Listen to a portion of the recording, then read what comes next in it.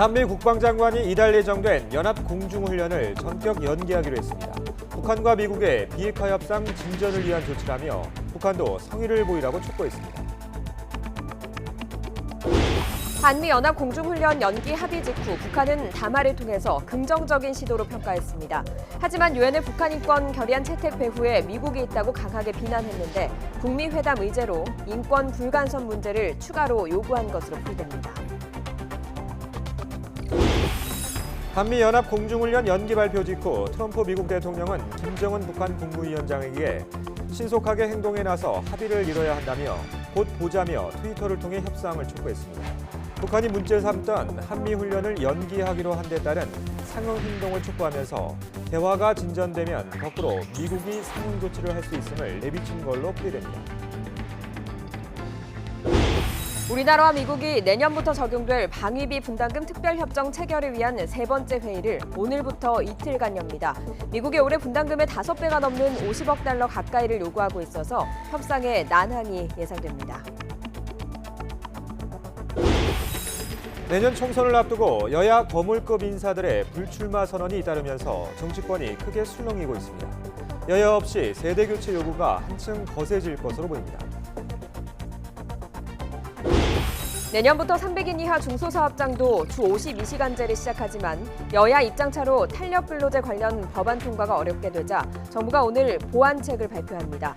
하지만 노동계가 강하게 반발하고 있어서 당분간 뾰족한 해법을 찾기는 어려워 보입니다.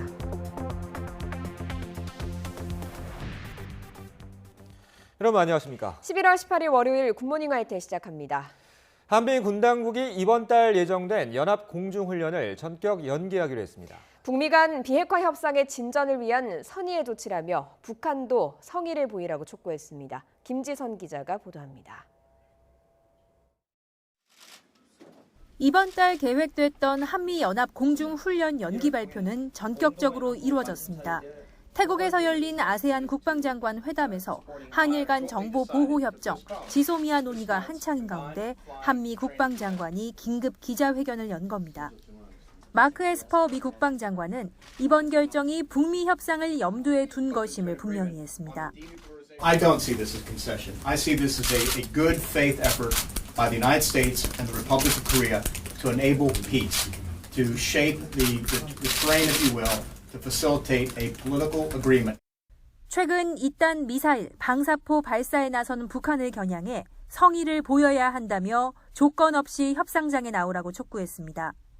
연기된 훈련은 이후 진행 상황을 봐가며 재개 여부를 결정한다는 방침입니다. 연기된 훈련이 언제 다시 시작될 것인가 하는 부분은 앞으로 진행되는 사안을 보면서 한미 간에 긴밀하게 공조 협조하면서 결정할 예정입니다. 북한은 아직 직접적인 반응을 내놓지 않고 있습니다. 다만 지난 14일 유엔 대북 인권 결의안 채택의 배후로 미국을 지목하며 적대 정책 철회를 협상 의제로 들고 나왔습니다. 앞서 북한은 국무위 대변인 명의의 담화를 내고 연합 공중훈련 강행을 더는 수수방관할 수 없다고 반발했습니다. 하지만 미국이 하루 만에 훈련 조정 가능성을 시사하자 곧바로 긍정적인 평가를 내리기도 했습니다. 북미 양측이 물밑 조율을 통해 실무 협상을 재개하는 데 의견을 모았을 가능성도 거론되면서 지난달 이후 멈춰선 북미 협상에 힘이 실릴 것이라는 관측이 나옵니다. YTN 김지선입니다. 북한의 반응도 곧바로 나왔습니다. 먼저 유엔에서 채택한 북한 인권 결의를 강하게 비난했습니다. 훈련 연기에 대해선 긍정적으로 평가하기도 했습니다. 김주환 기자가 보도합니다. 한미 양국이 연합공군 훈련을 연기한다고 발표한 직후 나온 북한의 첫 반응은 유엔의 북한 인권결의안 채택에 대한 반발이었습니다. 북한 외무성 대변인은 유엔의 간판을 도용해 반공화국 인권결의라는 것이 강압 채택됐다며 인권소동의 배후에 미국이 있다는 것을 여실히 증명하는 것이라고 주장했습니다. 대변인은 조미 관계가 절묘한 모퉁이에 놓인 예민한 시점에 미국이 우리를 또다시 자극하는 정치적 도발을 걸어온 데 대해 우리는 각성을 가지고 대하고 있다고 지적했습니다. 지난 14일 열린 제74차 유엔 총회 제3위원회에서 북한 인권 결의안을 채택한 내용을 거론한 것으로 이번 결의안 채택은 지난 2005년부터 15년 연속으로 이루어진 겁니다. 북한은 그동안 국제사회의 인권 문제 제기를 체제 전복을 위한 시도이자 대북 적대 정책의 핵심으로 간주해왔습니다. 외무성 대변인은 그러나 미국이 남조선과 합동군사 연습을 조정하려는 의사를 내비친 데 대해 대화 상대인 우리에 대한 대화 기회를 주려는 긍정적인 시도의 일환이라고 밝혀 긍정 평가했습니다. 그럼에도 미국의 대북 적대 시 정책 철회 의제가 대화 테이블에 오르지 않고는 핵 문제 논의도 없다며 미국과 마주 앉을 필요가 없다고 주장했습니다. 이번 북한의 담화 내용으로 볼 때 비핵화 협상 재개 조건으로 내걸었던 대북 제재 해제와 체제 보장 요구에서 더 나아가 인권 불간섭 문제까지 추가 요구한 것으로 풀이됩니다. YTN 김주환입니다.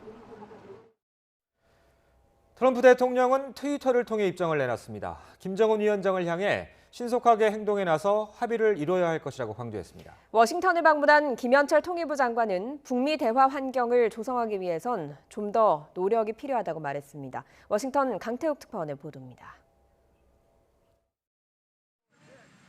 한미가 연합 공중훈련 연기를 발표한 지 몇 시간 만에 트럼프 대통령이 김 위원장에게 협상 재개를 촉구했습니다.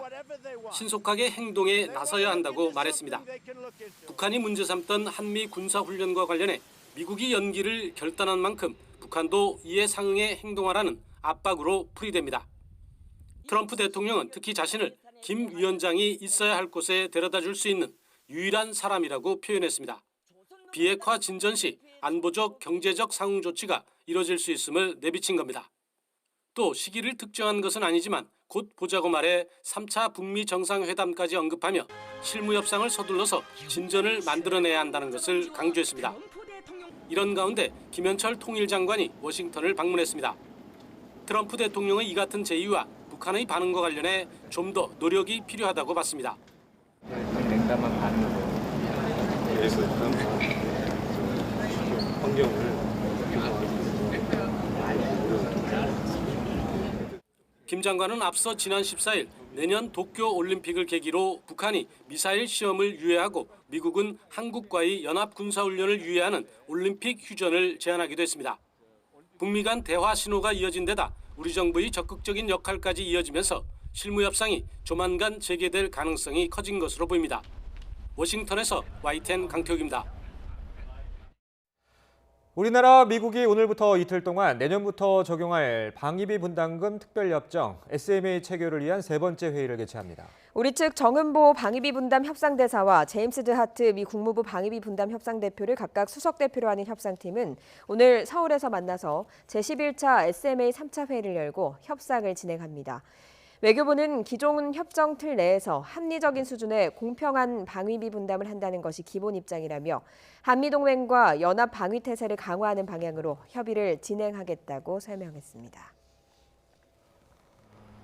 어제부터 내리던 비가 그치고 서울은 흐린 하늘을 보이고 있습니다. 비가 내렸지만 현재 서울 기온은 7.2도로 예년 기온은 5도가량 웃돌고 있는데요. 수도권은 비가 그쳤지만 강원도와 충청 이남 지역에는 여전히 비가 내리고 있습니다.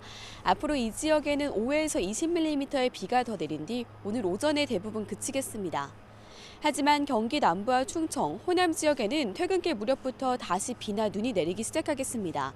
내일 새벽까지 5mm 미만의 비가 내리겠고요. 경기 남부와 충청 내륙에는 1에서 3cm, 충남 서해안과 전북 서해안, 제주 산간 지역에는 1cm 안팎의 눈이 내려 쌓이겠습니다. 낮부터 찬바람이 불며 기온이 뚝 떨어지겠습니다. 서울 5도, 대전 9도, 광주 12도, 부산은 16도로 어제보다 4에서 6도나 낮겠습니다. 내일 아침 서울 기온은 영하 3도, 모레는 영하 4도까지 곤두박질하며 올 가을 들어 가장 춥겠고요. 반짝 추위는 목요일 낮부터 예년 기온을 회복하며 누그러질 전망입니다. 현재 전 해상에 풍랑주의보가, 해안 지역에는 강풍주의보가 발효 중입니다. 오후부터 그 밖의 내륙에도 바람이 강하게 불 것으로 보이니까요. 시설물 관리에 각별히 주의하시기 바랍니다. 지금까지 상암동 야외 스튜디오에서 YTN 권혜인입니다. 임종석 전 대통령 비서실장이 내년 총선 불출마를 포함해 사실상 정계 은퇴를 선언했습니다. 임 전 실장은 자신의 SNS를 통해 처음 정치를 시작할 때 마음먹은 대로 제도권 정치를 떠나 원래의 자리로 돌아가 통일운동에 매진하겠다고 밝혔습니다. 임 전 실장의 핵심 측근은 임 전 실장이 단순히 내년 총선 불출마를 넘어 현실 정치의 영역을 떠난다는 뜻이라며 통일부 장관 입각 등 정부에서 역할을 맡을 가능성도 없다고 밝혔습니다. 자유한국당에선 영남 지역 3선 이상 중진 의원 가운데 처음으로 김세연 의원이 총선 불출마를 선언했습니다. 당의 존재 자체가 민폐라며 당을 해체하라고 촉구했습니다. 들어보시죠. 존재 자체가 역사의 민폐입니다. 생명력을 잃은 좀비 같은 존재라고 손가락질 받습니다. 정말 죄송하게도 두 분이 앞장서시고 우리 다 같이 물러나야만 합니다. 미련 두지 맙시다. 모두 깨끗하게 물러납시다. 이처럼 여야 거물급 인사들의 총선 불출마 선언이 따르면서 정치권은 크게 술렁이고 있습니다. 여야를 막론하고 세대 교체 요구가 한층 거세질 것으로 전망됩니다. 최민기 기자입니다. 임종석 전 대통령 비서실장의 정계 은퇴 선언이 전해지자 민주당은 논란 분위기를 숨기지 못했습니다. 민주당 이해식 대변인은 임 전 실장의 이 같은 입장을 전혀 알지 못했다며 당의 중요한 자원인 만큼 만류해야 하는 건 아닌지 모르겠다고 밝혔습니다. 이른바 86세대 동지기도 한 이인영 원내대표는 통일운동에 전념하겠다는 임 전 실장의 뜻은 장하고 훌륭하다면서도 일할 사람은 일해야 한다며 용퇴론이 확산되는 것에 경계감을 나타냈습니다. 하지만 대중적인 인지도가 높은 이철희, 표창원 의원에 이어 여권 내 상징적인 인물 가운데 한 명으로 꼽히는 임 전 실장마저 불출마를 선언하면서 여당 내부의 중진 용퇴 압박은 한층 거세지고 있습니다. 당장 민주당 내 수도권 지역의 3선 의원도 불출마를 고심하는 것으로 전해지고 있습니다. 한국당도 상황은 마찬가지입니다. 당 내부에서 나름 합리적인 개혁 세력으로 분류됐던 김세연 의원이 불출마 입장을 밝히자 크게 술렁이는 분위기가 감지됩니다. 특히 김 의원이 당 해체와 지도부 동반 불출마까지 요구하고 나서면서 바른미래당 변형 모임과의 통합 논의에도 상당한 영향을 줄 것이라는 관측이 지배적입니다. 한국당 관계자는 유승민 의원과 가까운 김세연 의원이 직접 깃발을 든 만큼 당 지도부도 고민이 커질 것이라고 말했습니다. 잇따른 불출마 선언으로 인적 쇄신 시계도 한층 더 빨라질 것이란 전망입니다. 쇄신 대상으로 지목되지 않으려는 눈치 싸움이 더해지면서 살얼음판 같은 정치권 분위기도 당분간 계속될 것으로 보입니다. YTN 최명기입니다. 휴일 화재 사고가 잇따랐습니다. 서울 마곡동에서 아파트 화재로 주민 70여 명이 긴급 대피했습니다. 마장동의 한 원룸에선 고양이 때문으로 추정되는 불이 나기도 했습니다. 최기성 기자가 종합했습니다. 창문 사이로 시뻘건 불길이 치솟아 나옵니다. 어젯밤 11시쯤 서울 강서구 마곡동 14층짜리 아파트 6층에서 불이 났습니다. 이 불로 주민 70여 명이 긴급 대피했고 2명은 병원으로 옮겨져 치료를 받았지만 생명에는 지장이 없습니다. 1층에 저층에 있는 노인분들 문 두드려서 대피시키고 외부에 대피한 분들 다 확인하고 너무 춥고 밖에 있으니까. 경찰과 소방당국은 집에 있던 휴대용 부탄가스가 폭발하면서 화재가 발생한 것으로 보고 정확한 원인을 조사하고 있습니다. 어제 오후 6시 10분쯤 서울 마장동 원룸 건물 2층에서 불이 나 주민 5명이 급히 자리를 피했지만 인명피해는 없었습니다. 불은 20분 만에 꺼졌지만 주방 집기 등이 탔습니다. 소방당국은 불이 난 원룸에 사람은 없고 고양이만 있었던 만큼 고양이가 전기레인지를 오작동했는지 등 경위를 살펴보고 있습니다. 어젯밤 11시 50분쯤 경기도 김포시 구례동 한 주차장에서 1.5톤 화물차에 불이 났습니다. 화물차에서 연기가 뿜어져 나오면서 인근 주민들이 불편을 겪었습니다. 소방당국은 주차 중이던 화물차에서 갑자기 불길이 치솟았다는 목격자 진술을 바탕으로 화재 원인을 파악 중입니다. 오늘 새벽 1시 30분쯤에는 전북 완주군 한 아파트 주차장에 세워졌던 차량에 불이 나 30분 만에 꺼졌습니다. 불길이 시작된 차량 한 대는 전소됐고 옆에 주차됐던 다른 차량 한 대도 일부 불에 탔습니다. YTN 최기성입니다. 이른바 윤창호법이 시행됐지만 술 마시고 운전대에 잡았다가 검거되거나 심지어 큰 사고를 내는 경우가 적지 않습니다. 주말 부산에선 만취운전자가 운전하는 차에 치여서 4명의 사상자가 나는 끔찍한 일도 있었죠. 경찰은 연말까지 강력하게 단속한다는 방침입니다. 이영원 기자입니다. 덜컹거리며 멈출 듯하던 SUV 차량이 인도로 돌진합니다. 갑작스러운 충돌에 차에 깔린 60대 여성이 숨지고 초등학생 등 3명이 다쳤는데 운전자는 혈중 알코올 농도 0.195%의 만취 상태였던 것으로 드러났습니다. 승용차가 엄청난 속도로 질주해 그대로 택시를 들이받습니다. 사고 충격에 도로를 가로질러 튕겨나간 뒤에야 겨우 멈춰섭니다. 술 취한 운전자 탓에 택시 승객은 숨졌고 기사는 크게 다쳤습니다. 음주운전 처벌을 강화하는 이른바 윤창호법이 시행됐지만 여전히 적지 않은 사고가 일어나고 있는 겁니다. 실제로 경찰이 집중 단속을 벌인 결과 50일 만에 음주운전 1,500여 건이 적발됐습니다. 보복운전과 난폭운전으로 적발된 것도 662건에 달했습니다. 경찰은 음주운전 발생이 늘어나는 연말인 점을 고려해서 다음 달 27일까지 강력한 단속을 이어간다는 계획입니다. YTN 이영훈입니다. 앞서 전해드린 부산 만취운전 사고 현장에는 추모의 발길이 이어지고 있습니다. 사고가 일어난 부산 해운대구 좌동에 있는 건널목의 모습입니다. 꽃과 함께 추모 글이 놓여 있죠. 22살 대학생이 쓴 글이 보이는데요.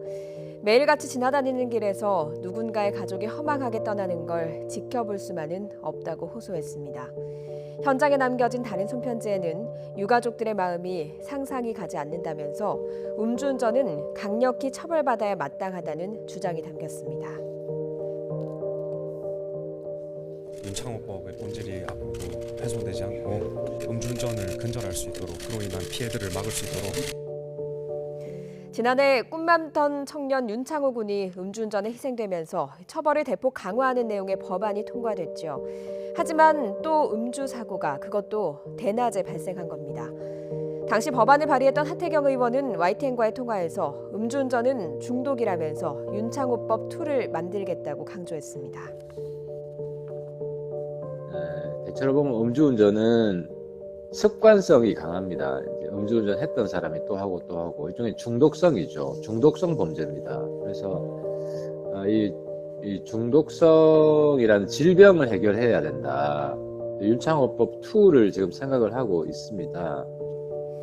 하태경 의원은 습관적으로 음주운전을 하는 사람을 치료할 수 있는 법적 근거를 만들겠다고 강조했습니다. 현재는 처벌만 받고 끝나서 재발 가능성이 높으니 법적으로 치료센터에서 일정 과정을 의무적으로 받게 하겠다는 겁니다. 강력한 법도 필요하겠지만 한 잔이라도 술을 입에 대면 운전대를 절대 잡지 않겠다는, 또 잡아서는 안 된다는 우리 생각의 변화도 무엇보다 중요할 것 같습니다. 보수 통합 논의는 지지부진하고 인적 쇄신 요구는 지도부 책임과 당 해체론으로 확산하면서 안 그래도 바람 잘 날 없는 한국당은 더욱 경랑에 휩싸이고 있습니다. 검찰은 조 전 장관에 대한 조사를 모두 마치는 대로 이르면 이번 주 안에 신병 처리 방향을 검토할 것으로 보입니다. 이와 함께 조 전 장관 동생은 구속 만료일을 하루 앞두고 재판에 넘길 예정입니다. 따라 열린 한미일 국방장관 회담에도 불구하고 미일과 우리 측의 논의가 원론적 수준에 그치면서 지소미아 문제를 둘러싼 한미일 간의 갈등이 해소될 가능성도 점차 낮아지는 모습입니다. 태국 방콕에서 YTN 임성호입니다.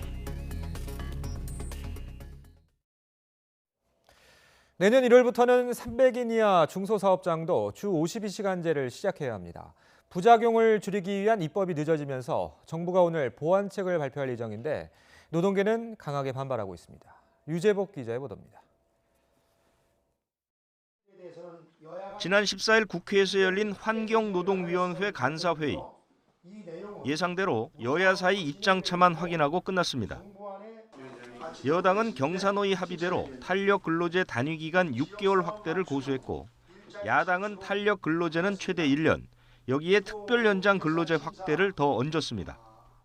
3당 간사와 위원장님하고 근로시간 유연성에 대해서 좀 논의를 했는데 좀 얘기가 지금 전혀 서로 또 제자리로 와 있는 상태인데요. 법이 통과되지 않으면 중소사업장의 부담이 커집니다. 그래서 정부가 준비하고 있는 건 보완책입니다. 준비 기간을 좀 더 주거나 구인 지원 등의 조치가 예상됩니다. 처럼 입법이 이루어지지 않는 경우를 대비해서 정부 차원에서 할 수 있는 준비는 하고 있어야 된다고 생각을 하고 있습니다. 한국노총은 경사노위의 결정에서 한 발도 물러나지 않겠다고 합니다. 민주노총은 탄력 근로제 개선안 자체를 이미 노동법 개혁이라고 규정했습니다. 탄력 근로제에 대한 사회적 합의 사항을 원칙대로 훼손되지 않고 통과시켜 주 52시간제가 온전히 현장에 연착륙할 수 있게 도와주는 것입니다. 상황이 이렇다 보니 어떤 보완책이 나오든 탄력 근로제를 둘러싼 갈등은 당분간 계속될 것으로 보입니다. YTN 유주복입니다. 대규모 손실 피해를 낸 파생결합펀드 DLF 사태가 재발하는 걸 막기 위해서 이르면 다음 달부터 여러 대책이 시행됩니다. 은행 예금 창구에서 직원이 펀드를 판매하지 못하도록 창구를 분리하는 등 강도 높은 방안들이 고려되고 있습니다. 김태명 기자입니다. 불완전 판매 논란과 함께 막대한 원금 손실을 빚은 파생결합펀드 DLF 사태. 금융당국이 잇따라 내놓은 고강도 대책 가운데 일부가 이르면 다음 달부터 본격적으로 시행됩니다. 금융위원회와 금융감독원은 앞으로 2주 동안 업계의 의견을 반영해 법안 개정이 필요 없는 보완 조치부터 곧바로 시행에 들어갈 예정입니다. 특히 이번 사태를 촉발한 은행들에 대한 행정 지도가 대폭 강화됩니다. 우리은행과 KB 하나은행이 도입한 금융투자상품 리콜제나 숙려제도는 다른 은행으로 확산할 수 있도록 유도하고 은행 핵심 성과지표 KPI에는 고객 수익률을 반영하도록 해 더욱 적극적으로 투자자 보호에 나서게 할 방침입니다. 특히 예금 잔액이 많은 손님에게 무분별한 판매 권유를 하지 못하도록 일반 창구와 펀드 판매 창구를 따로 떼어두는 방안도 고려되고 있습니다. 실제로 은행권에서 판매한 파생결합 펀드의 62%, 31조 원이 일반 창구를 통한 거래로 드러났는데 대부분이 원금 손실 가능성이 20%를 넘는 고위험 상품이었습니다.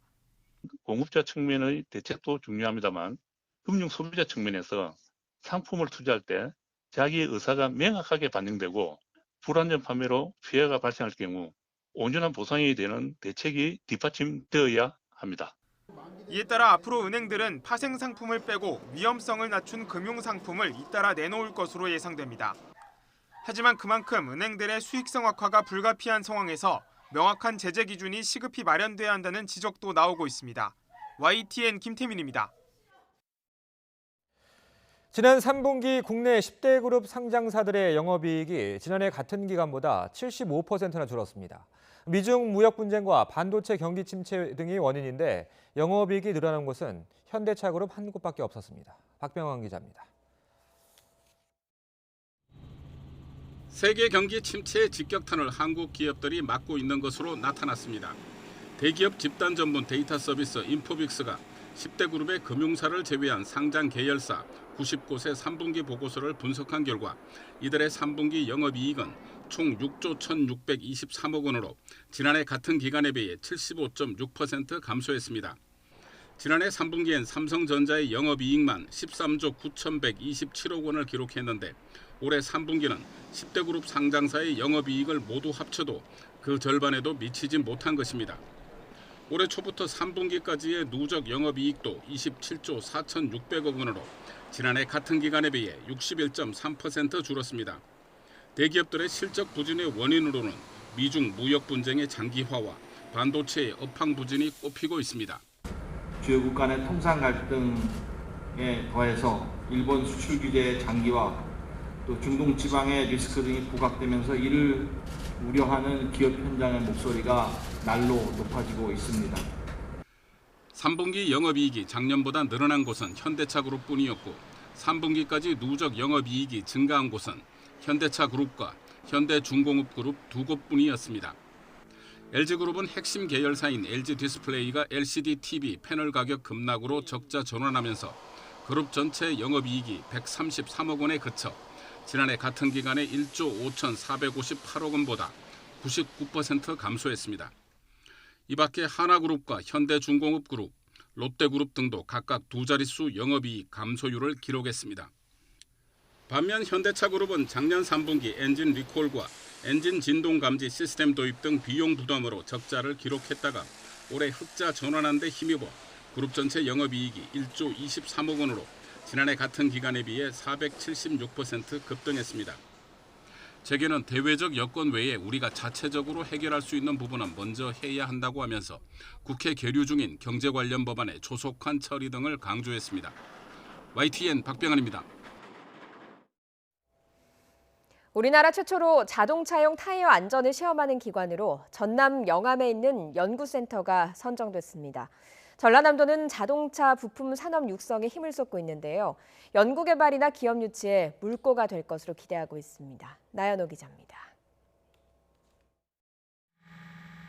시험 장비에 고정해 놓은 타이어를 쉴 새 없이 굴려 오랜 시간 내구성을 시험합니다. 한국자동차연구원 프리미엄 자동차 연구센터가 들여온 타이어 안전 확인 시험 장비입니다. 이렇게 여러 조건에서 타이어를 굴렸는데 터지지 않고 변형이 일정 기준 이하면 안전 확인 시험을 통과하게 됩니다. 최근 이 센터는 자동차용 타이어 안전 확인 시험 기관으로 선정됐습니다. 현재까지 국내 타이어 업체들은 자체 시험한 검사 결과를 제출해 안전 인증을 받아왔습니다. 수입 타이어도 스스로 한 시험 결과로 인증받거나 유럽 차량 부품 안전 인증인 이마크만 받아오면 국내에서 유통됐습니다. 그러나 내년부터 신규 타이어 모델은 이 센터에서 시험을 통과해야 인증과 유통이 이루어집니다. 국내에 인증받지 않은 타이어들이 유통되면서 소비자 안전에 위협이가 있었습니다. 이런 부분들을 상당 부분 해소할 수 있을 거라고 판단이 됩니다. 전라남도는 당장 내년부터 170여 가지의 규격 타이어를 시험할 수 있을 것으로 예상합니다. 특히 자동차 부품 산업 육성이나 단지 조성에도 시너지 효과를 낼 것으로 기대합니다. 경주장 주변에 10만 평을 용도 변경해서 내년 말부터 공급을 하게 될 계획으로 있습니다. 현재 한 22개 정도 기업이 벌써 오겠다 이렇게 하고 있는데요. 앞으로 더 많이 늘어날 것으로 이렇게 생각을 합니다. 내년 본격적인 안전 확인 시험 업무를 앞두고 시설과 인력 보강이 이루어질 예정입니다. 또 타이어 KC 인증 마크와 유럽 E마크 인증을 상호 인정하는 체제 확립도 추진되고 있습니다. YTN 나연호입니다. 비행기만큼이나 빠른 열차가 나올 수 있을까요? 차세대 교통수단인 하이퍼루프가 곧 이런 꿈을 실현해 줄 수 있을 것 같습니다. 시속 1000km 이상의 엄청난 속도를 달릴 수 있다고 하는데요. 김영근 기자가 보도합니다. 언뜻 보면 고속철 같기도 하고 우주선 같기도 합니다. 차세대 교통수단 하이퍼루프입니다. 최고 속도는 시속 1220km, 비행기만큼 빠릅니다. 서울에서 부산까지 단 20분에 주파합니다. 이처럼 엄청난 속도로 달릴 수 있는 건 진공 상태의 튜브 안을 떠서 가기 때문입니다. 마찰과 공기저항이 거의 없기 때문에 고속철보다 훨씬 빠른 속도를 낼 수 있는 겁니다. This technology is no longer theoretical. It's actually proven, and it's there. We've shown the world it can be done. 하이퍼루프를 처음 제안한 건 테슬라의 공동 창업자인 일론 머스크입니다. 이후 여러 업체가 개발에 뛰어들었습니다. 이 분야 선두를 달리고 있는 버진 하이퍼루프원은 미국 네바다 사막에 터널을 만들어 수백 차례 모의 주행을 성공리에 마쳤습니다. We're the only company in the world that have actually built a full-size test facility where we've done now over 400 tests. So we have proven that the technology works at full scale. 이 회사는 오는 2021년까지 하이퍼루프 시스템을 두바이에 건설할 계획입니다. 이 꿈의 교통수단에는 미국과 중국, 스페인 등의 50여 개 업체가 뛰어들어 개발 경쟁을 펼치고 있습니다. YTN 김영근입니다. 홍콩 경찰이 시위대가 점거 중인 홍콩 20대를 포위하고 시위대에게 캠퍼스를 떠나라고 최후 통첩을 보냈습니다. 경찰은 어제 저녁 홍콩 20대로 연결되는 모든 문을 봉쇄한 뒤 장갑차를 앞세워 진입을 시도했고 시위대는 화염병과 벽돌 등을 던지며 격렬하게 맞섰습니다. 경찰은 어젯밤 10시 20분쯤 시위대 차량이 인민해방군 막사 인근의 경찰 저지선을 향해 돌진하자 이 차량을 향해 실탄을 발사했습니다. 우리 정부의 한일 군사정보보호협정 지소미아 종료 결정 이후 한미일 국방장관이 처음으로 회담했습니다. 하지만 안보협력을 강조하며 지소미아 연장을 압박한 미국, 일본과 연장은 불가하다는 우리 측 입장차를 재확인했습니다. 일본 정부가 한국의 수출 규제 철회 요구를 받아들이지 않기로 최종 방침을 정했다고 일본 언론이 보도했습니다. 한일 군사정보보호협정 지소미아 연장의 전제로 우리 정부가 제시한 수출 규제 철회를 거부하는 것이어서 지소미아는 예정대로 오는 23일에 종료될 것으로 보입니다. YTN이 최근 마사회 지사에서 밀실을 운영하며 하루 수천만 원대 고액 베팅을 유도한 사실을 고발했는데 해당 지사가 이 사실을 감추려 발권기기 IP까지 바꿔치기 한 것으로 드러났습니다. 마사회 본사는 여러 차례 감사를 벌였지만 문제를 발견하지 못했습니다.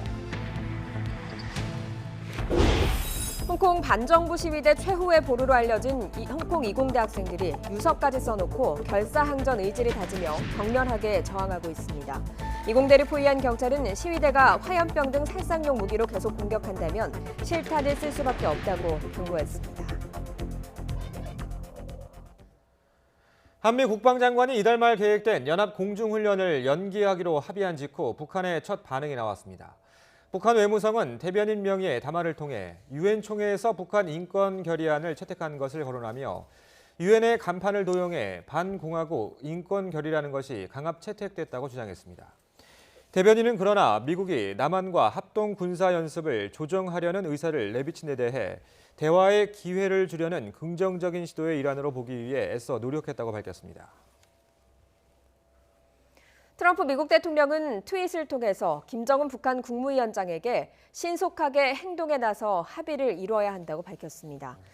트럼프 대통령은 현지 시각으로 17일 트위터에서 김정은 위원장을 향해 나는 당신이 있어야 할 곳에 데려다 줄 수 있는 유일한 사람이라며 당신은 빨리 행동해야 하며 합의를 이뤄야 한다. 곧 보자라고 말했습니다. 한미가 연합 공중훈련 연기를 발표한 직후 트럼프 대통령이 김 위원장에게 협상에 나설 것을 직접 촉구한 것이어서 주목됩니다. 김현철 통일부 장관은 한국과 미국이 북미 협상을 위해 연합 공중훈련을 연기했지만 북한이 냉담한 반응을 보인다는 지적에 대해 환경을 조성하기 위해 좀 더 노력해야 할 것 같다고 밝혔습니다. 취임 후 처음 워싱턴을 방문한 김 장관은 특파원들을 만나 이같이 말하고 미 국무부와 의회 주요 인사들을 만나서 북핵 문제나 한반도 정세에 대해 의견을 나눌 생각이라고 덧붙였습니다. 트럼프 행정부가 우리 정부의 방위비 분담금 대폭 인상을 압박하고 있는 가운데 미국 조야에서 비판론이 잇따라 나왔습니다. 동북아 지역 안보 이익의 중요성을 자문해보라고도 조언도 이어졌습니다. 김희준 기자입니다. 한국에 대한 방위비 5배 인상 요구를 재고해야 한다. 미국 민주당의 그레이스맹 하원 의원이 에스퍼 국방장관과 폼페이오 국무장관에 보낸 공개 서한에서 이같이 촉구했습니다. 이어 미국의 요구는 동맹의 상호 이익을 고려하지 않은 것이며 오히려 영내 안보와 경제적 이익에 재앙이 될 것이라고 경고했습니다. 앞서 공화당 댄 설리번 의원도 한반도의 전략적 목표를 명심하고 오랜 동맹이 걸어온 길을 고려해 한미 방위비 협상에 임하라고 강조했습니다. 미 의회뿐 아니라 싱크탱크에서도 트럼프 정부의 과도한 방위비 인상 요구에 대한 비판이 제기되고 있습니다. 데이비드 맥스웰 민주주의 수호재단 선임연구원은 동맹을 무임승차자로 보는 트럼프 대통령의 시각이 문제라고 꼬집었습니다. 한국의 대규모 군사장비 구매나 평택 험프리스 기지 건설에 대한 기여 등을 거론하면서입니다. 그러면서 미국의 요구는 과거 관행에 비춰볼 때 급진적인 출발이라며 동북아 지역 안보 이익의 중요성을 자문해보라고 조언했습니다. 브루스 클링너 헤리티지 재단 선임연구원도 미군의 해외 주둔으로 이익을 취하려는 것은 미국의 가치와 책임에 맞지 않는다고 비판한 바 있습니다. 한미 방위비 협상을 앞두고 동맹의 가치를 돈으로 평가하는 트럼프식 동맹관이 자국 내에서도 지지를 받지 못하는 모양새입니다. YTN 김희준입니다. 우리 정부의 한일 군사정보보호협정, 이른바 지소미아 종료 결정 이후 처음으로 한미일 국방장관들이 회담을 가졌습니다. 서로 다른 입장차만 다시 확인했습니다. 태국 방콕에서 임성호 기자가 보도합니다. 지소미아 종료 시한을 코앞에 두고 정경두 국방부 장관과 고노다로 일본 방위상이 만났습니다. 40분 동안 회담을 이어갔지만 지소미아 문제와 관련해 서로의 입장차만 확인했습니다. 일본에서 하여튼 계속해서 유지를 해 나가기를 바란다. 일본의 수출 규제 화이트리스트 배제 조치를 하면서 지소미아 종료 결정을 할 수밖에 없었다. 이어진 한미일 3국 국방장관 회담에서도 분위기는 크게 다르지 않았습니다. 미국과 일본 국방장관들은 회담을 본격적으로 시작하기도 전에 안보 협력의 중요성을 내세우며 지소미아 유지를 우회적으로 압박했습니다. What we need to do is to continue to promote trilateral defense cooperation, overcoming bilateral issues that harm our efforts and play into the hands of Pyongyang and Beijing. As such, we will also talk about the importance of information sharing between allies.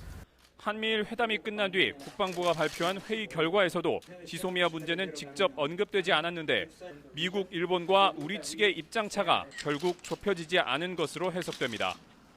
한미일 3국은 다만 정보 공유와 고위급 정책 협의, 또 연합훈련을 포함한 안보 협력은 더욱 확대하기로 했습니다. 또 한반도 평화 정착을 위한 외교적 노력을 지원하기 위해 긴밀히 협력하고 대신 북한의 완전한 비핵화 전까지는 유엔 대북제재 결의를 준수한다는 데에도 의견을 같이 했습니다. 잇따라 열린 한미일 국방장관 회담에도 불구하고 미일과 우리 측의 논의가 원론적 수준에 그치면서 지소미아 문제를 둘러싼 한미일 간의 갈등이 해소될 가능성도 점차 낮아지는 모습입니다. 태국 방콕에서 YTN 임성호입니다. 이런 가운데 일본 정부가 한국의 수출 규제 철회 요구를 받아들이지 않기로 최종 방침을 정했다고 일본 언론이 보도했습니다. 지소미아 연장의 전제로 우리 정부가 제시한 조건을 거부할 태세인 거죠. 지소미아는 예정대로 종료될 가능성이 높아 보입니다. 도쿄 황보현 특파원입니다. 한국이 지소미아 연장 조건으로 내건 수출 규제 철회에 일본 정부는 응하지 않기로 했다고 요미우리 신문이 보도했습니다. 이미 미국 측의 이해도 구했다고 전했습니다. 우리 정부 제안에 응하지 않겠다는 태세인 만큼 오는 23일 0시부터 지소미아는 종료될 가능성이 커 보입니다. 결정 배경으로는 한일 외교당국 간 협의와 한미 회담을 거론했습니다. 지난주 도쿄에서 열린 한일 외교 국장급 회의와 문재인 대통령과 에스퍼 미 국방장관의 회담 결과를 고려했다는 얘기입니다. 한일 국장급 회의는 입장차만 확인했고 에스퍼 장관을 만난 문 대통령은 수출 규제 철회가 전제돼야 지소미아 연장도 가능하다는 입장을 명확히 한 바 있습니다. 일본 정부가 보도 내용을 공식 확인한 것은 아니지만 그간 비슷한 취지의 입장을 거듭 밝혀왔습니다. 同協定の終了決定とは全く次元の異なる問題であり、韓国政府の主張は受けられない。 수출 규제는 징용 배상 판결에 반발한 경제 보복이 분명하지만 일본 정부는 이를 부인하면서 안전 보장상 이유라고 주장하고 있습니다. 우리 정부의 지소미아 종료 방침에 대해서도 역시 안전 보장상 중요하다며 반대해 왔습니다. 즉 일본 정부 스스로 두 사안 모두 안전 보장을 내세우면서도 전혀 별개라는 앞뒤가 안 맞는 억지를 부리는 셈입니다. 일본 보수 우익 성향 언론들은 지소미아가 종료돼도 일본이 안전 보장상 받게 되는 영향은 제한적일 것으로 보인다고 주장하고 있습니다. 그러면서도 지소미아는 한미일 안보 협력의 상징으로 일본은 물론 미국도 유지를 강하게 요구해 왔다고 강조하는 등 한일 당사국의 직접적인 문제에 굳이 미국을 끌어들여 유지에 무게를 두는 속 뻔한 논조를 감추지 않고 있습니다. 도쿄에서 YTN 황보현입니다. 네, 이틀째 가을비치고는 제법 많은 양의 비가 내렸습니다. 충남 서천에는 100mm, 서울 관악구에는 50mm가 넘는 많은 비가 왔는데요. 지금은 중부지방의 비가 대부분 그치고 남부지방을 중심으로 비가 오고 있습니다. 비는 오전까지 5에서 20mm가량이 더 이어진 뒤 그치겠습니다. 낮 동안에는 구름 많은 날씨가 이어지겠지만 퇴근길 무렵에는 다시 내륙 곳곳에 눈이나 비가 오겠습니다. 내일 새벽까지 경기 남부와 충청에는 최고 3cm, 충남 서해안과 전북 서해안, 제주 산간에는 1cm 안팎의 눈이 오거나 비가 조금 내리겠습니다. 오늘은 출근길보다 퇴근길이 더 춥겠습니다. 오후부터 찬바람이 밀려오기 시작하면서 서울 낮 기온이 5도로 아침보다 더 낮겠고요. 내일 서울 아침 기온은 영하 3도, 모레는 영하 4도까지 뚝 떨어지면서 반짝 추위가 찾아오겠습니다. 출근길 지금은 미세먼지 상황이 양호하지만 오전까지 약한 황사 영향으로 충남과 전북 지역은 미세먼지 농도가 나쁨 수준을 오르내리는 곳이 있겠습니다. 낮 동안에도 무척 쌀쌀하겠습니다. 서울 5도, 청주 9도로 중부지방을 중심으로 어제보다 기온이 많게는 7도가량 내려가겠습니다. 날씨 정보였습니다. 여권 내 이른바 86그룹의 대표 주자로 꼽히는 임종석 전 대통령 비서실장이 정계 은퇴를 전격 선언했습니다. 임 전 실장은 제도권 정치를 떠나 서울과 평양을 잇는 통일운동에 매진하겠다고 밝혔습니다. 신호 기자입니다. 386 정치의 대표 주자로 상징성이 큰 임종석 전 대통령 비서실장이 정치 활동을 멈추겠다고 선언했습니다. 임 전 실장은 SNS에 올린 글에서 처음 정치를 시작할 때 마음먹은 대로 제도권 정치를 떠나 원래 자리로 돌아가서 다시 통일운동에 매진하겠다고 밝혔습니다. 한반도 평화와 남북 공동번영의 꿈을 민간 영역에서 펼쳐보려 한다면서 서울과 평양을 잇는 신뢰의 다리를 놓고 싶다고 적었습니다. 대선부터 비서실장까지 문재인 대통령과 함께한 인연이 인생 최대의 보람이었다고 덧붙이기도 했습니다. 성심으로 모시되 예스맨이 되지는 않으려고 노력하겠습니다. 중요하다 생각하면 늘 직언하고 대통령님과도 격의 없이 토론하도록 노력하겠습니다.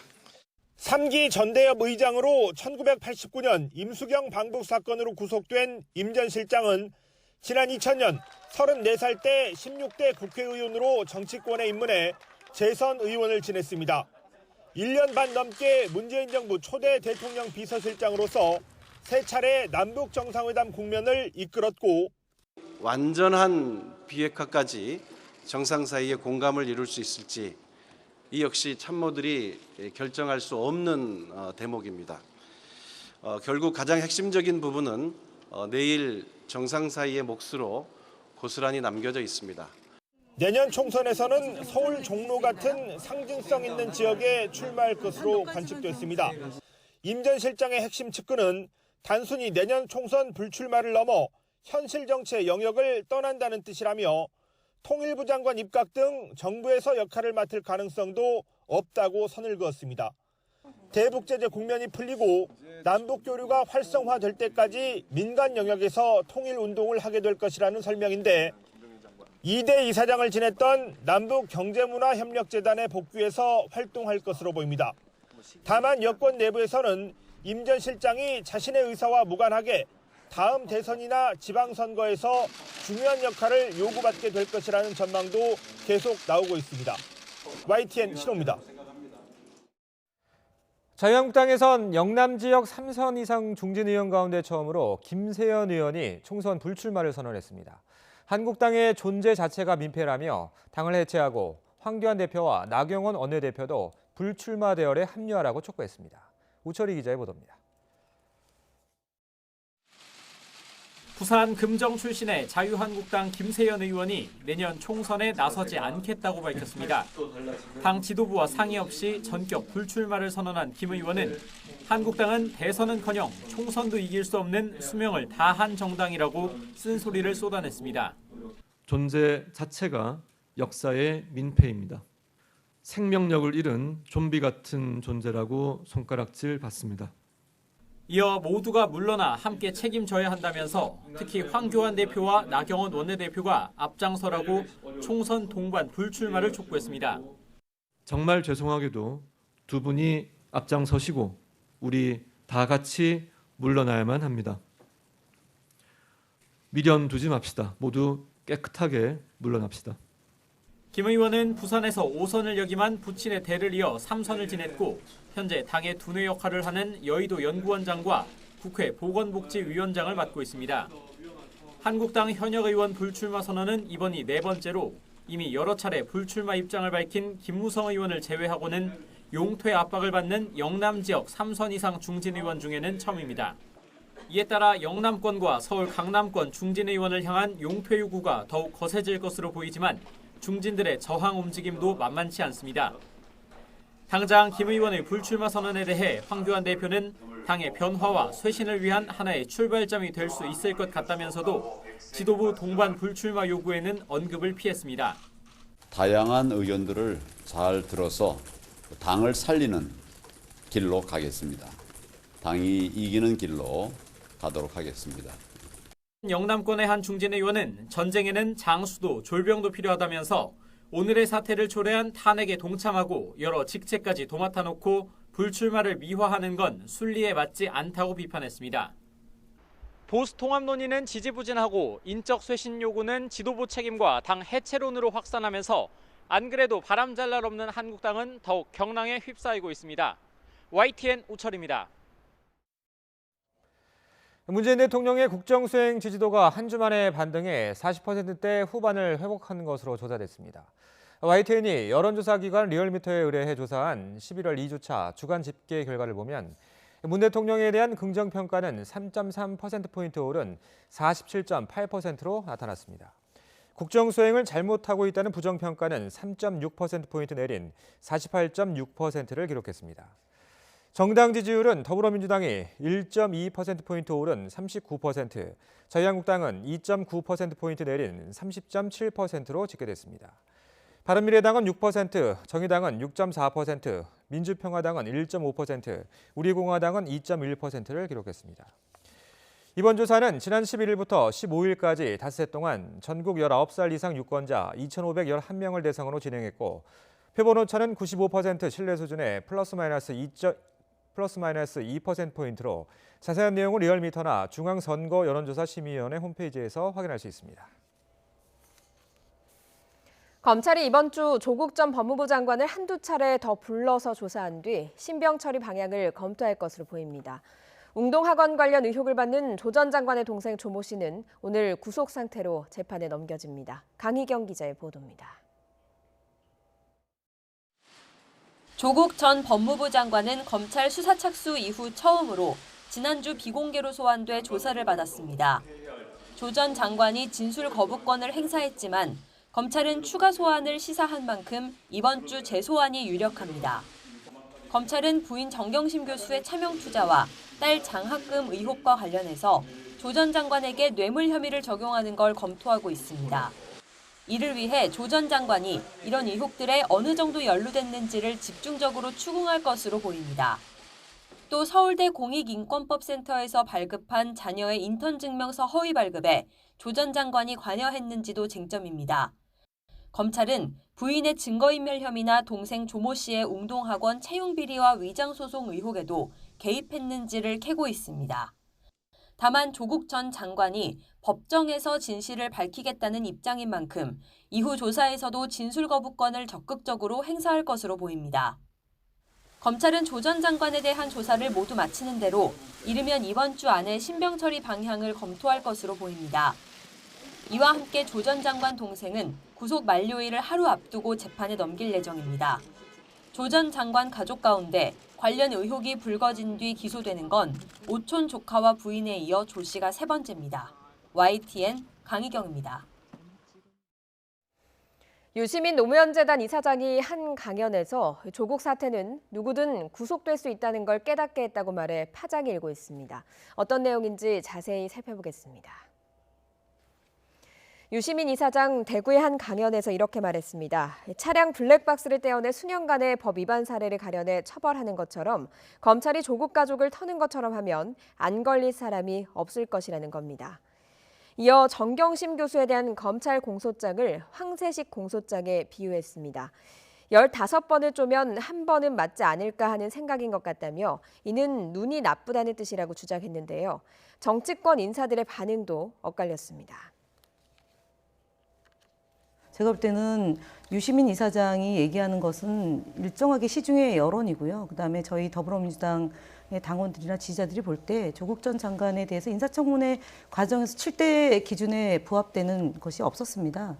단 한 건도 나오지 않았습니다. 개인에 대해서. 뭔지 틀어서 보낸다고 감옥에 넣는다고 이야기하는 것은 마치 없는 죄를 만들어서 감옥에 넣는다는 뜻인 것 같은데 지금 구속 기소되어 있는 정경심 교수나 또 그 조범동 조카나 또 이제 조 전 장관의 동생이나 이분들은 구체적인 혐의가 다 나와 있습니다. 그리고 증거가 확보돼 있고 사실이 확인된 것들이 대부분입니다. 진중권 동양대 교수도 논란에 가세했습니다. 유시민 이사장의 태도는 단기적으로는 유리할지 모르지만 장기적으로는 진보 진영의 치명적 독이 될 수 있다고 비판했는데요. 유시민 이사장의 발언과 관련해서 인터넷 댓글도 엇갈렸습니다. 조 전 장관 일가 수사에 검찰이 전례 없는 인력과 시간을 들인 건 맞지 않느냐며 유 이사장을 옹호하는 입장과 국민 중에 문서 위조나 차명 계좌 등으로 걸릴 사람이 몇이나 되겠느냐며 유 이사장을 비판하는 목소리가 뜨겁게 맞섰습니다. 양현석 전 YG 대표가 소속 가수의 마약 의혹을 덮으려 한 혐의로 조만간 경찰에 다시 소환될 예정입니다. 경찰은 이르면 이번 주에 양 전 대표를 다시 조사하고 구속영장 신청을 검토할 방침입니다. 송지은 기자입니다. YG 소속 가수였던 BI의 마약 의혹 수사를 덮으려 한 혐의로 경찰 조사를 받았던 양현석 전 YG 대표. 14시간에 걸친 1차 조사에서는 대체로 혐의를 부인한 것으로 알려졌습니다. 혐의는 인정하셨나요? 경찰 조사 부분이기 때문에 자세히 말씀드리지 못한 점 이해가 됩니다. 그러나 수사 무마 의혹에 신빙성이 있다고 보는 경찰은 양 전 대표를 한 번 더 조사한다는 계획을 세우고 있습니다. 1차 조사 후 열흘 가까이 지난 점을 고려하면 재소환 시기는 이번 주 초가 유력해 보입니다. 경찰은 2차 조사 이후 양 전 대표의 구속영장 신청 여부를 검토할 것으로 전해졌습니다. 양 전 대표는 혐의를 부인하고 있지만 공익제보자를 회유해 BI의 마약 구매 의혹을 덮은 정황이 속속 포착됐기 때문입니다. 특히 YG 회사 돈으로 공익제보자의 변호사비를 대준 부분을 주목하고 있습니다. 경찰이 양 전 대표의 혐의가 무겁다는 점을 여러 차례 강조한 것도 구속영장 신청에 무게를 싣는 대목입니다. 지금 범인 도피 교사라든지 협박이라든가 하는 이 자체가 상당히 사안이 중대하고요. 영장 발부는 크게 문제가 없어 보이지 않느냐. 관련 의혹이 제기된 지 반년이 지난 가운데 경찰이 어떻게 수사를 마무리할지에 관심이 모아지고 있습니다. YTN 송재인입니다. 지난주 마사회 의정부지사에서 밀실을 운영하면서 하루 수천만 원대 고액 베팅을 유도한 사실 보도해드렸는데요. 그런데 해당 지사가 이런 사실을 감추려고 밀실 안에 있는 발권기계 IP까지 바꿔치기 한 것으로 드러났습니다. 김대겸 기자가 단독 취재했습니다. 마사회가 막권 발매에 사용하는 기계입니다. 표를 뽑으면 베팅 금액과 내용은 모두 기록이 남습니다. 발매기마다 고유 IP 번호도 있어 매출 변화를 살피고 고액 베팅도 감시할 수 있습니다. 그런데 고액 베팅 고객, 이른바 VVIP를 도왔던 한 직원은 발권기의 IP가 조작됐다고 말했습니다. IP와 연결된 기기 번호의 끝 세 자리는 기계의 층수와 등록 번호를 나타냅니다. VVIP실은 7층에 있기 때문에 끝 세 자리 번호가 7로 시작돼야 하는데 7이 아닌 2와 3으로 돼 있었다는 겁니다. 일반 객장만 있는 7층에서 매출이 높게 나오면 밀실의 존재가 쉽게 드러나기 때문에 매출이 가장 높은 층으로 IP를 바꿔놨다는 뜻입니다. 지난해부터 최소 3번 이상, 불과 2주 전에도 본사 종합점검이 있었지만 워낙 형식적인 탓에 문제는 드러나지 않았습니다. 마사회 본사 관계자는 점검 과정에서 시설물이나 고객 서비스 평가 정도만 볼 뿐 매출량 변화는 따로 살피지 않는다고 말했습니다.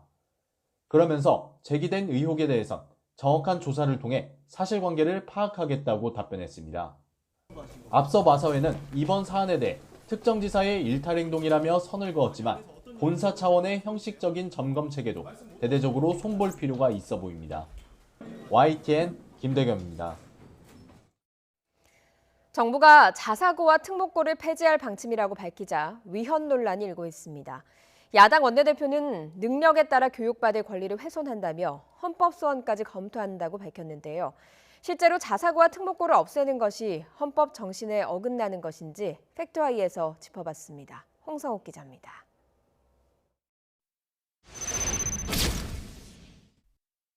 모든 국민은 능력에 따라 균등하게 교육받을 권리를 가진다. 자사고 폐지가 위헌이라는 주장의 핵심 근거는 헌법 31조 1항에 나온 능력에 따라라는 문구입니다. 학습 능력에 맞게 학교를 선택할 학생의 권리가 훼손된다는 겁니다. 자사고, 특목고 폐지에 대해 헌법 소원을 검토하겠습니다. 그러나 헌법이 보장하는 교육권은 자사고나 특목고를 만들거나 유지하라고 국가에 요구할 수 있는 적극적인 권리가 아니라는 게 다수 학자의 견해입니다. 국가도로 이것을 하지 말아달라, 저것을 해달라 이렇게 강력히 요구할 만한 그러한 어떤 그 기본권적인 성격은 가지고 있지 않다고 봅니다. 그래서 균등하게 수학능에 따라 받을 수 있는 권리 정도로 해석이 되기 때문에 자사고나 특목고가 오히려 다수의 교육 선택권을 훼손한다는 주장도 있습니다. 학생의 학습 능력에 부모의 경제적 능력이 더해져야 입학 확률이 높은 게 현실이기 때문입니다. 실제로 자사고나 특목고 진학 희망 학생의 사교육 참여율과 사교육비는 일반고 희망자보다 월등히 높았습니다. 헌법 31조 6항, 교육제도와 운영의 기본적인 사항은 법률로 정한다는 교육 법정주의입니다. 그러나 애초 자사고와 특목고의 설립 근거는 법률이 아닌 시행령입니다. 초중등교육법 시행령 90조는 특목고, 91조는 자사고를 교육감 권한으로 만들 수 있게 했습니다. 만약 교육 법정주의를 엄격하게 적용하면 시행령에 의해 만들어진 자사고와 특목고의 존재 자체가 위헌이라는 해석도 있습니다. 자사고나 특목고의 법률적인 근거가 없기 때문에 그것은 지정 해제가 아니라 폐교돼야 되는 상황에 이르게 되는 거죠. 그렇다면 그 논의 자체가 애초부터 잘못된 논의라고 봐야 되겠죠.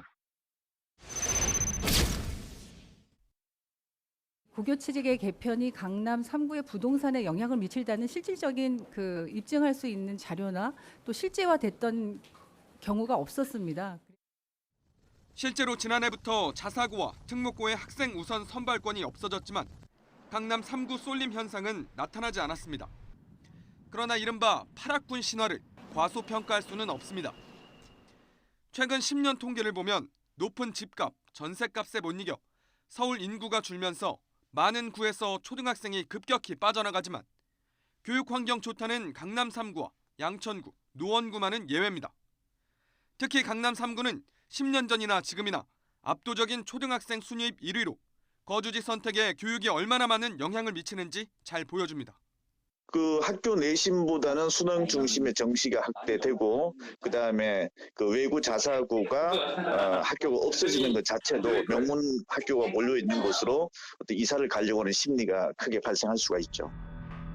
급격한 교육 정책의 변화가 우리 사회에 미칠 영향을 불안한 시선으로 볼 수밖에 없는 이유입니다. YTN 홍석입니다. 홍콩 반정부 시위대의 최후 거점인 이공대 부근이 시위대와 경찰의 충돌로 전쟁터를 방불케 하고 있습니다. 경찰은 이공대를 포위하고 시위대가 화염병 등 살상용 무기를 쓰며 계속 저항할 경우 실탄을 사용할 수밖에 없다고 경고했습니다. 이교준 기자의 보도입니다. 홍콩 이공대를 잇는 다리가 화염에 휩싸였습니다. 바리케이드를 친 시위대를 향해 돌진하던 경찰 장갑차가 화염병에 맞아 불에 탑니다. 반정부 시위대의 최후 거점이라 할 수 있는 홍콩 이공대에 대한 진압 작전이 본격화된 것입니다. 경찰이 모든 문을 봉쇄하고 검거에 나서자 시위대는 유서까지 써놓고 결사항전 의지를 불태우며 격렬하게 저항했습니다. 이에 경찰은 시위대가 화염병이나 차량 활 등 살상용 무기로 공격을 계속할 경우 실탄을 사용할 수밖에 없다고 경고했습니다. 실제로 시위 현장에서 멀지 않은 인민해방군 막사 부근에 경찰 저지선을 향해 돌진하던 시위대 차량을 향해 경찰이 실탄을 발사했습니다. 시진핑 중국 국가주석의 최후 통첩 이후 홍콩 주둔 인민해방군이 거리 청소에 나서면서 무력 개입에 대한 우려는 더욱 커지고 있습니다. 긴장이 고조되자 홍콩 섬 센트럴에서는 수백 명이 나와 인간띠를 만들며 시위대에 지지를 보냈습니다. The government has to listen to the people, and the police have to stop whatever they're doing. And I hope that Hong Kong can go back to the previous Hong Kong as soon as possible. 시민들은 촛불을 들고 경찰의 폭력행위 중단을 촉구하며 홍콩의 평화를 기원했습니다. YTN 이교준입니다. 요즘 운전하다 보면 여러모로 요긴한 게 영상 녹화 장치 블랙박스입니다. 블랙박스에는 영상을 저장하는 메모리 카드가 들어가는데 이게 생각보다 일찍 고장나는 일이 많다고 합니다. 어떤 점에 주의해야 하는지 기정훈 기자가 설명해드립니다. 생방송을 보다가 지나간 장면을 바로 되돌려보도록 한 타임머신 TV. TV를 켜둔 동안 녹화용 하드디스크가 썼다 지웠다를 끊임없이 반복하느라 일찍 고장나기 일쑤여서 요즘엔 보기 힘듭니다. 오랫동안 켜두게 되면 발열이 일어나고 그 속에 있는 윤활유가 증발하게 되고 윤활유가 증발하게 되면 베어링이 또 잘못되고 베어링이 잘못되면 결국은 문제가 발생하는데 이런 문제에 대해서 TV 제조사가 일일이 대응하는 거가 사실은 상당히 쉽지는 않습니다. 사고 순간을 그대로 담아내 자동차 보험료까지 할인받을 수 있는 블랙박스도 상황이 비슷합니다. 블랙박스에는 SD 메모리를 많이 쓰는데 일반 디지털 카메라에 넣을 때보다 블랙박스에선 훨씬 빨리 고장나기 때문입니다. 카메라에서 3년 이상 쓰는 메모리가 블랙박스에선 1년을 넘기기가 쉽지 않아 품질 보증 기간도 대부분 6개월 정도로 매우 짧습니다. 메모리는 쓰고 지우는 하나의 사이클이 몇 번까지 될 수 있는 수명을 가지고 있는데요. 다른 기기와 달리 블랙박스는 거의 24시간 동작을 하다 보니 이 수명에 빨리 도달할 수밖에 없는 환경입니다. 때문에 블랙박스는 수시로 메모리 상태를 점검하고 차량 운행을 많이 한다면 두세 달에 한 번쯤은 메모리 초기화, 즉 포맷을 해주는 게 좋습니다. 또 수명이 긴 메모리를 쓰는 것도 중요합니다. 주로서는 MLC 방식 메모리 대신 저렴한 TLC 방식 메모리를 쓰는 경우가 있는데 수명이 10분의 1 수준이라 오히려 손해를 볼 수도 있습니다. 사람은 나이 들수록 두뇌 운동을 해야 기억력 감퇴나 치매를 피할 수 있는 것으로 알려져 있습니다. 그러나 반도체 메모리는 쓰고 지우는 걸 반복하면 그만큼 빨리 노화된다는 걸 유념해야 뜻하지 않은 손해를 피할 수 있습니다. YTN 기정훈입니다.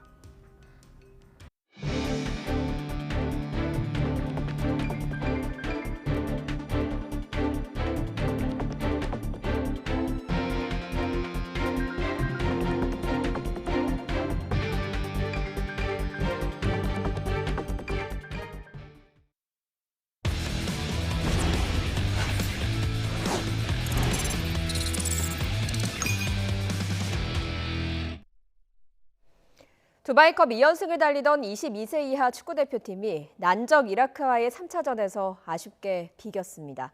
경기를 거듭할수록 도쿄올림픽 출전 명단에 들기 위해 무한 경쟁 중인 선수들의 희비도 엇갈리고 있습니다. 양시찬 기자입니다.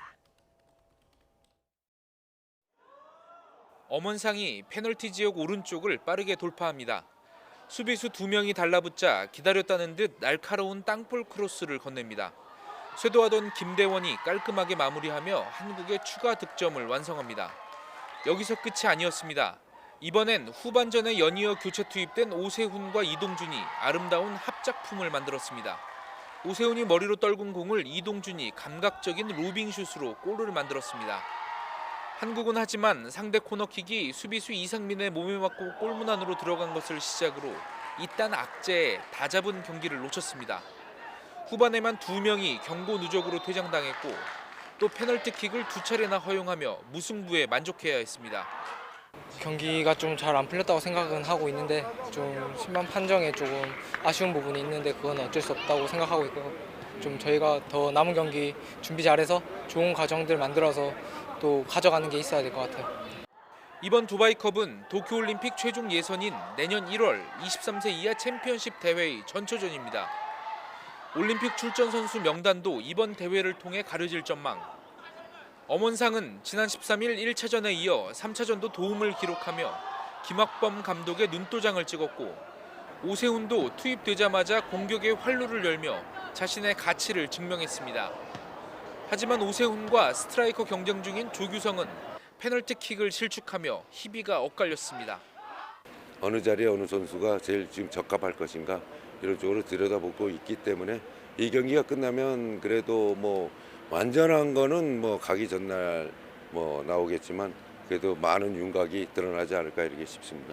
두바이컵이 이제 한 경기만 남겨두고 있습니다. 김학범호의 옥석 가리기는 대회가 끝나면 어느 정도 윤곽을 드러낼 전망입니다. 두바이에서 YTN 양시창입니다.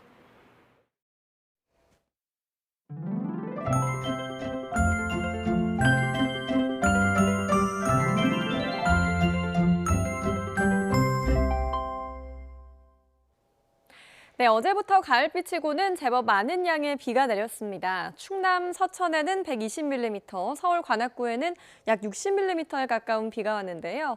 지금은 중부지방의 비가 그치고 남부지방에 산발적인 비가 오고 있습니다. 비는 오전까지 5에서 20mm가량이 더 이어진 뒤 그치겠습니다. 낮 동안에는 구름만 많은 날씨가 이어지겠지만 퇴근길에는 다시 내륙 곳곳에 눈이나 비가 오겠습니다. 내일 새벽까지 경기 남부와 충청에는 최고 3cm, 충남 서해안과 전북 서해안, 제주 산간에는 1cm 안팎의 눈이 오거나 비가 조금 오겠습니다. 오늘 오후부터 찬바람이 밀려옵니다. 서울 낮 기온이 5도로 아침과 비교해 큰 차이가 없겠고요. 내일 서울 아침 기온이 영하 3도, 모레에는 영하 4도까지 뚝 떨어지겠습니다. 출근길 백령도에는 지금 황사가 관측되고 있습니다. 오전까지 일부가 유입되면서 충남과 전북 지역을 중심으로 미세먼지 농도가 높아지는 곳이 있겠습니다. 오늘 낮 동안에도 무척 쌀쌀하겠습니다. 서울 5도, 청주와 안동 9도, 전주 10도로 중부지방을 중심으로 어제보다 기온이 크게 떨어지겠습니다. 이 반짝 추위는 목요일 낮부터 누그러지겠고요. 일요일에는 중부지방에 또다시 비가 오겠습니다. 날씨 정보였습니다. 굿모닝 YTN 2부 잠시 후에 이어집니다.